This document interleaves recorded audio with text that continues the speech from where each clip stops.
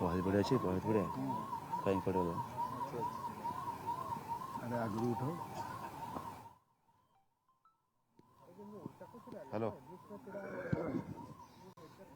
hello हाँ hello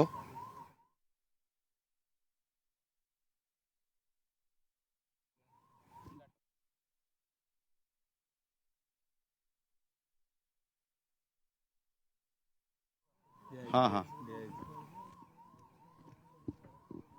hello hello hello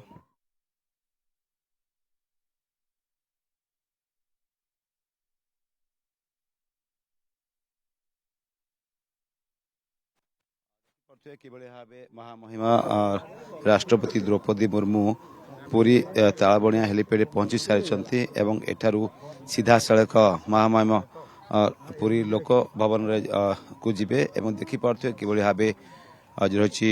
Puri ହେଲିପ୍ୟାଡ୍ରେ ସ୍ୱତନ୍ତ୍ର ବ୍ୟବସ୍ଥା କରାଯାଇଛି ଜିଲ୍ଲା ପ୍ରଶାସନ ପକ୍ଷରୁ ସରକାରଙ୍କ ପକ୍ଷରୁ ରାଜ୍ୟ ସରକାରଙ୍କ ପକ୍ଷରୁ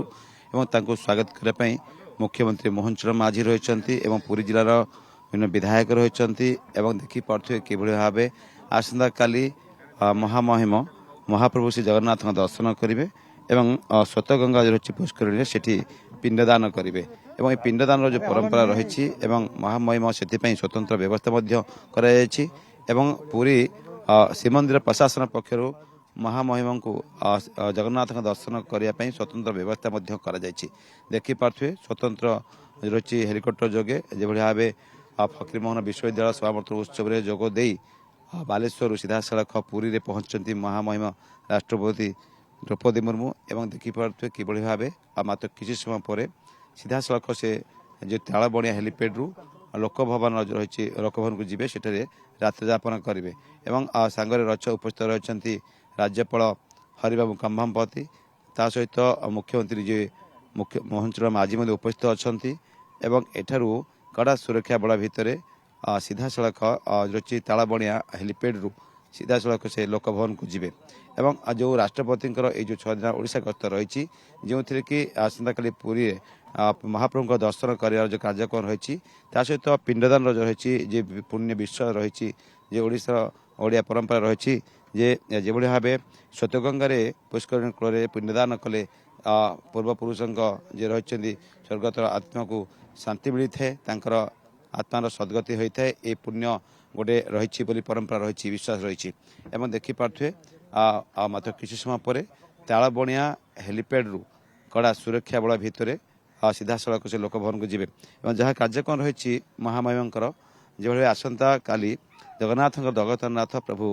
ଜଗନ୍ନାଥଙ୍କ ଦର୍ଶନ କରିବେ ଏବଂ ସେଥିରେ ସ୍ୱତନ୍ତ୍ର ଭାବରେ ମଧ୍ୟ ଶ୍ରୀମନ୍ଦିର ପ୍ରଶାସନ ପକ୍ଷରୁ ମଧ୍ୟ ସ୍ୱତନ୍ତ୍ର ବ୍ୟବସ୍ଥା କରାଯାଇଛି ଏବଂ ଯେଉଁ ସମୟ ରହିଛି ଯେ ଆସନ୍ତାକାଲି 6:50 ସମୟରୁ ସକାଳ 6:50 ସମୟରୁ ପୁରୀ ଲୋକଭବନରୁ ବାହାରି ସିଧାସଳଖ ସେ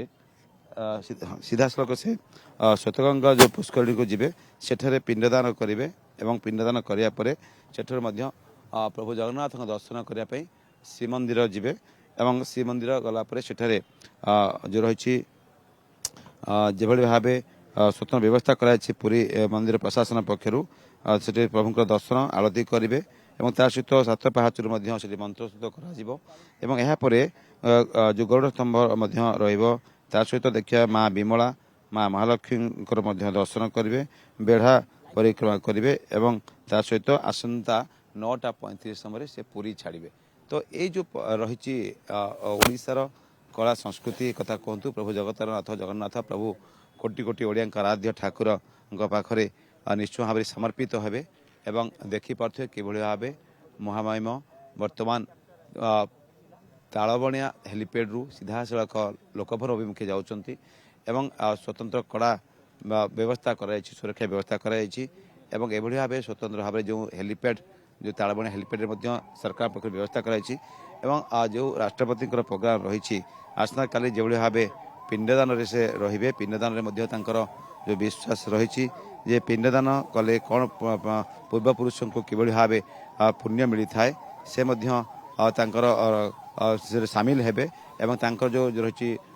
ବ୍ରାହ୍ମଣ ତାଙ୍କର ଯେଉଁ ପୁରୋହିତ ରହିଛନ୍ତି ପୂଜକ ରହିଛନ୍ତି ସେମାନେ ମଧ୍ୟ ସେ ସାମିଲ ରହିବେ ଏବଂ ଜିଲ୍ଲା ପ୍ରଶାସନ ପକ୍ଷରୁ ଏବଂ ଶ୍ରୀମନ୍ଦିର ପ୍ରଶାସନ ପକ୍ଷରୁ ମଧ୍ୟ ଦେଖିବା ତାହେଲେ ସ୍ୱତନ୍ତ୍ର ମଧ୍ୟ ସେଠି ବ୍ୟବସ୍ଥା କରାଯିବ କିଭଳି ଭାବେ କୌଣସି ସୁରକ୍ଷାରେ ତ୍ରୁଟି ନ ହୁଏ ସେଥିପାଇଁ ପୁରୀ ଜିଲ୍ଲା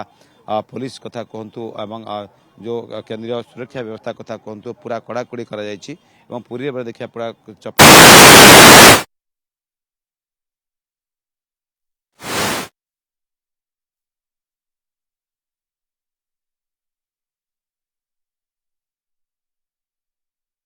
समय समस्त रास्ता बंद कर दिया जायछि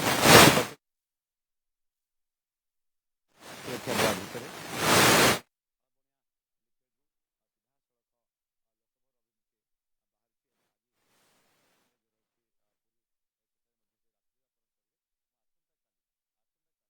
महाप्रभुंकर जगतर नाथ प्रभु जगन्नाथंकर से आशीष लाभ करेंगे सानिध्य लाभ करेंगे दर्शन करेंगे एवं माँ विमलंकर से दर्शन कर कार्यक्रम अच्छी माँ लक्ष्मी पाखे किसी समय से समर्पित हे माँ लक्ष्मी पूजा अर्चना करेंगे एवं जो गरुड़ स्तंभ पाखे आम जो जाऊँ से गरुड़ स्तंभ पाखे पूजा अर्चना कर कार्यक्रम रही आम आगे प्रतिज्ञा ने चेष्टा करवा आम सहित टी प्रतिज्ञा नापी चेष्टा करवा कहीं प्रभाती पड़ा अच्छा उपमुख्यमंत्री सामिल होते ये जो कार्यक्रम देखिपे जो कार्यक्रम बर्तमान सीधा सड़क हेलीपैड रु लोकभवन अभिमुखे बाहर कड़ा सुरक्षा भितर जो कौन त्रुटि न हुए से व्यवस्था पर स्वतंत्र ध्यान दिखाई प्रशासन पक्षर एवं जो पूरी प्रशासन पक्ष जो रही है किभली भाव आसंता काली